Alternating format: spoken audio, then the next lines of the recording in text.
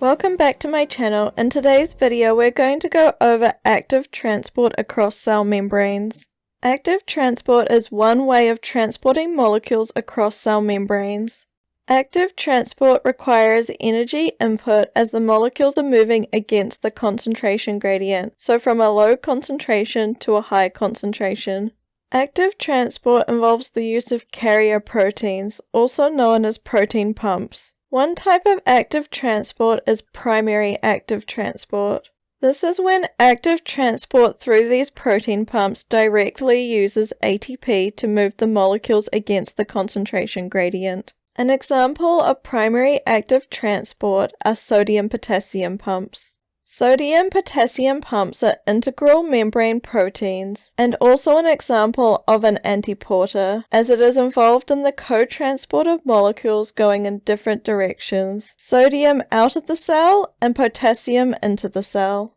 They have 3 binding sites for sodium ions, and 2 binding sites for potassium ions. They also have 1 binding site for an inorganic phosphate group. There are 6 key steps involved in the exchange of ions through the sodium-potassium pump. Step 1 involves 3 sodium ions from inside the cell binding to the sodium binding sites. Step 2 involves a phosphate group being transferred to the pump from the hydrolysis of ATP into ADP. Step 3 involves this hydrolysis of ATP in the previous step phosphorylating the protein pump, causing it to change shape, which allows the bound sodium ions to be released to the outside of the cell.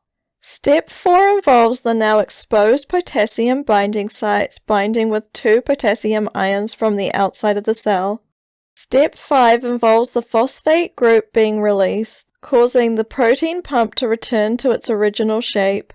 Step 6 involves the bound potassium being released into the cell, completing the exchange of ions. The protein is now free to repeat the process. Another type of active transport is called secondary active transport. This is where energy generated by molecules moving through a protein along their concentration gradient fuels the movement of a molecule moving against their concentration gradient. An example of secondary active transport is observed in the sodium-glucose transporter.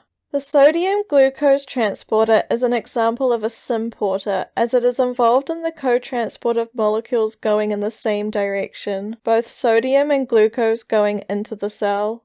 In this situation, sodium is found in higher concentrations outside the cell than inside, so it is able to move down its concentration gradient from the outside to the inside of the cell without the input of energy.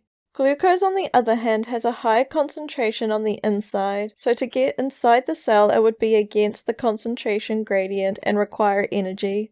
As sodium moves through this transporter down its concentration gradient, the energy created in this downhill movement is used by the glucose molecules to move uphill against their concentration gradient to also move into the cell.